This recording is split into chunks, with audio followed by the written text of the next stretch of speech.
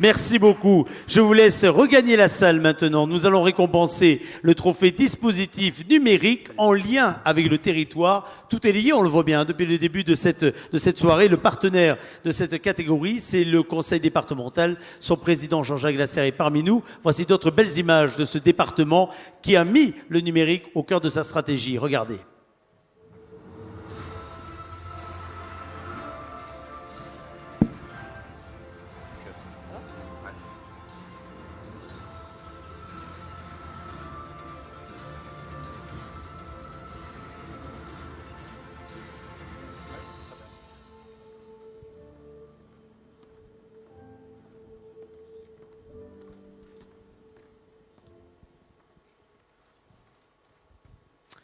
De très belles images, mais pour que le territoire se développe, Jean-Jacques Lasserre, il y a certes ces beaux décors, il y a certes ces atouts que l'on connaît, mais il faut, vous le dites souvent, un réseau très haut débit, performant, capable de se déployer sur l'ensemble de ce beau département. Je ne me trompe pas en disant ça?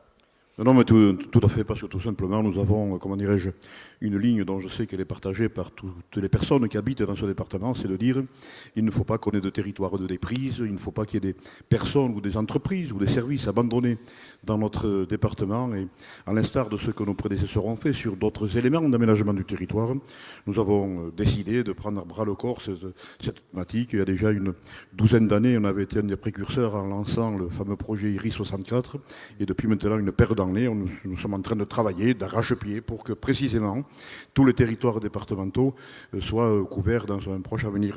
Ceci étant dit, je voudrais quand même profiter du temps de rapport pour vous remercier, M. Galichon, pour vous souhaiter bonne chance, parce que c'est un peu votre despedida ce soir, hein, mais vous féliciter parce que... C'est pour ça que je le garde sur scène, vous voyez, j'en profite jusqu'au bout. Non, parce que tout simplement, j'apprécie beaucoup ce qui est fait depuis 3 années maintenant, hein, parce qu'on est vraiment, je pense, vous, et par voie de conséquence, nous un peu, on est vraiment dans la construction de l'avenir. En tout cas, bravo, et lorsqu'on voit les résultats qui sont très tangibles, on se rend compte qu'après tout, ceux qui s'emparent de ce sujet à bras le corps ne se trompent pas beaucoup.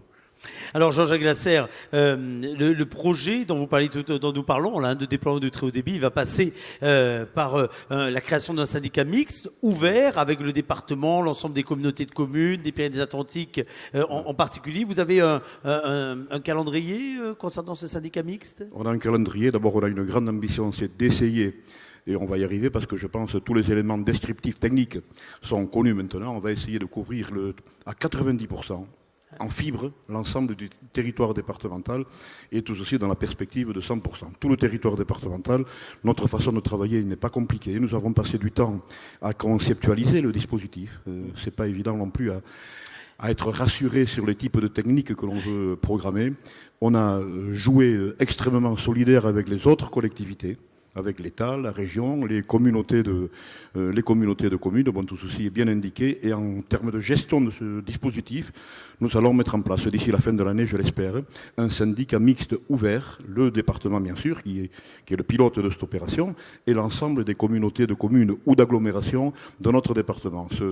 Ce syndicat mixte ouvert aura la responsabilité donc de réaliser, d'exploiter le futur réseau, mais également les usages. Nous sommes en train d'ores et déjà, c'est un peu l'objet de cette soirée d'ailleurs, de travailler sur les usages. Dernier point, nous avons décidé, c'est un projet important qui va se balader entre 300 et 400 millions d'euros. Nous avons opté pour une formule concessive, et nous allons donc, et d'ores et déjà, nous sommes en train de réunir les conditions pour bien choisir la structure qui réalisera, qui exploitera pour notre compte, sur un cahier de charges que nous allons définir, ce futur dispositif. Alors nous allons découvrir, Jean-Jacques Lasserre, vous parlez d'usages, des pratiques, des idées, des projets particulièrement méritoires. Regardez, 3 nommés dans cette catégorie dispositif numérique en lien avec le territoire. Le premier de ces projets, il s'agit du fourgon connecté. Passionné d'informatique, Marc-Antoine Lassart, 22 ans, a créé Blue Config, une entreprise spécialisée dans la maintenance informatique à domicile et à distance. Mais au-delà, il a mis en place un projet, le fourgon connecté, et il souhaite amener une connexion avec celui-ci, connexion Internet de haute qualité en milieu rural et montagnard, en proposant des services de connexion, de dépannage et de maintenance, avec un principe, celui des formules d'abonnement place de village pour les municipalités. Vous applaudissez ce projet, s'il vous plaît. Marc-Antoine Lassart, qui nous rejoint.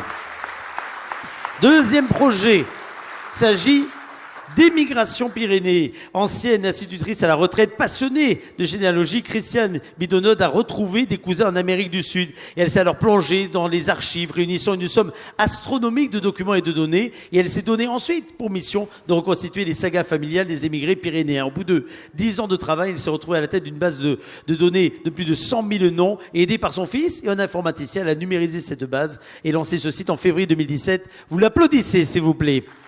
Alors qu'elle nous rejoint. Et enfin, troisième nommé, il s'agit de Topo Pyrénées, passionné de montagne, de photos, d'informatique. Mariano de Gracia est un blogueur montagnard, créé en 2007, actualisé en 2010 et en responsive depuis 2016. Son site, Topo Pyrénées, est devenu une référence en matière de topo de randonnée. 7000 visites par jour l'été, 150 000 photos postées, plus de 70 nouvelles randonnées proposées chaque année. Topo Pyrénées, c'est plus de 1 million de connexions, 6000 commentaires postés, j'en passe et des meilleurs. Vous applaudissez, s'il vous plaît, Mariano de Gracia et Topo Pyrénées. Alors venez au centre de la scène, s'il vous plaît, chers amis. Nous allons découvrir qui parmi ces 3 projets, ces 3 sites, venez au centre, je vous en prie, va recevoir des mains de Jean-Jacques Lasserre le prix, le fourgon connecté, le bloc de montagne ou bien les trésors de Christine Bidonod. Et c'est Fourgon Connecté qui est le grand gagnant. Fourgon Connecté, qu'elle est tout surpris. Alors, un mot effectivement sur Fourgon Connecté. Le président Lasserre disait tout à l'heure que dans les 10 ans, 90% du territoire allait être connecté avec la fibre. Il reste quand même 10% dans les prochaines années. Marc-Antoine Lazard, que vous avez ici, qui a 22 ans effectivement, ça fait déjà 3 ans qu'il a créé son entreprise de services informatiques. En parallèle, il a poursuivi ses études. Il est à l'Exia CESI, si je ne m'abuse, en formation d'ingénieur aujourd'hui. Il continue à bosser également pour son activité professionnelle. Et il a développé ce concept qui nous a paru au sein du jury vraiment génial, de fourgon connecté, c'est-à-dire amener le haut débit dans les villages, dans les montagnes, en zone rurale connectée, où la fracture numérique, on connaît. Et donc ce fourgon connecté, l'idée c'est quoi? Non seulement d'apporter du haut débit, grâce à ce fourgon avec une antenne majuscule par-dessus, mais aussi d'apporter des services informatiques. Le modèle économique nous a plu aussi, parce que c'est pas simplement aller vers les particuliers, c'est nouer des partenariats avec les municipalités, la commune de l'Esquin par exemple, qui peut être intéressée par un abonnement annuel pour que Marc-Antoine, son fourgon, et peut-être les petits qui feront en franchise derrière, apporter tous les lundis matins sur la place du village le fourgon connecté pour aller dépanner mon ordinateur, avoir du haut débit, etc. et avoir du conseil. Donc ça nous a paru tout simplement super. Quoi, bravo. Ce fourgon, il y en a un, Marc-Antoine, pour l'instant, c'est bien ça? Il y en a qu'un? Alors, tout d'abord, merci beaucoup. Je tiens à remercier tout le monde. Le fourgon est en cours de développement sur le prototype actuel. On prévoit un déploiement de tests à partir de septembre-octobre. Voilà.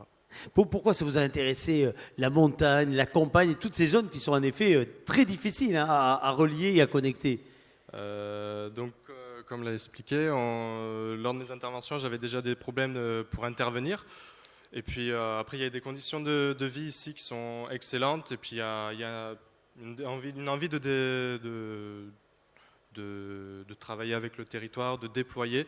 Donc voilà. Et qu'est-ce qui vous a donné envie de devenir chef d'entreprise? La passion. Il suffit de dire ça. Hein. Vous applaudissez, s'il vous plaît, le lauréat de cette catégorie. Et un mot pour les 2 autres très chouettes projets. Absolument, parce que vraiment, il y a 3 projets qui sont là aussi extraordinaires, qui ont beaucoup plu au public. Mariano de Gracia, d'abord, merci d'être là, parce que Mariano, il n'est heureux qu'au-dessus de 2000 mètres. Et au-dessus de 2000 mètres, ou au-dessus de 1000 mètres, c'est un pape, c'est le pape de la montagne que vous avez sous les yeux. Et bientôt, avec un fourgon, il pourra même se connecter à 2000 mètres. Exactement, donc Mariano vit en montagne, dort en montagne, à la belle étoile. Et surtout, c'est pour les randonneurs, mais des randonneurs aguerri, une véritable référence, parce que grâce à tout son travail de data autour de ses traces GPS, etc., il permet à énormément, des milliers de montagnards de faire leur randonnée relativement tranquillement grâce à Mariano de Gracia, qui est encore une fois, voilà, c'est assez exceptionnel, et le travail informatique et de data qu'il a développé tout seul avec ses copains est aussi extraordinaire. Et puis, je tiens à remercier vraiment Madame Bidonod d'être là ce soir, parce qu'on peut dire votre âge, vous me permettez, à 77 ans.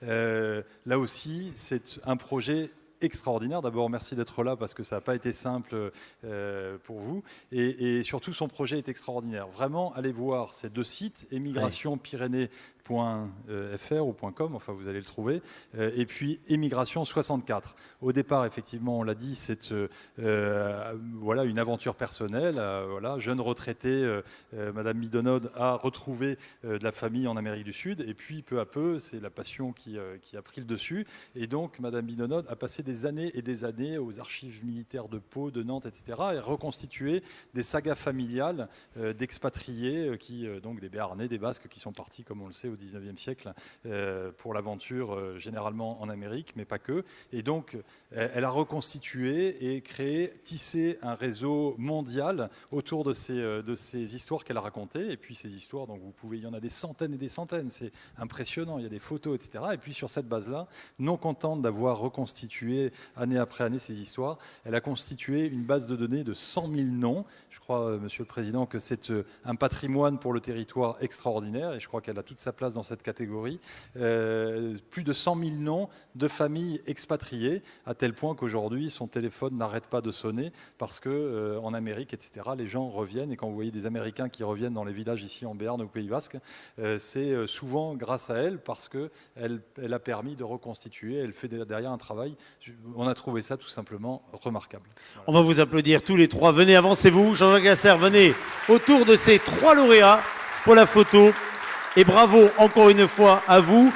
Et si vous souhaitez en savoir plus, vous vous plongez dans la lecture, évidemment, certes de la République des Pyrénées et sur le site internet, mais vous allez consulter les sites et les blogs dont nous parlons ce soir. Merci à vous. Je vous laisse regagner la salle. Merci beaucoup aux uns et aux autres. Alors, sans aucun film maintenant, nous allons accueillir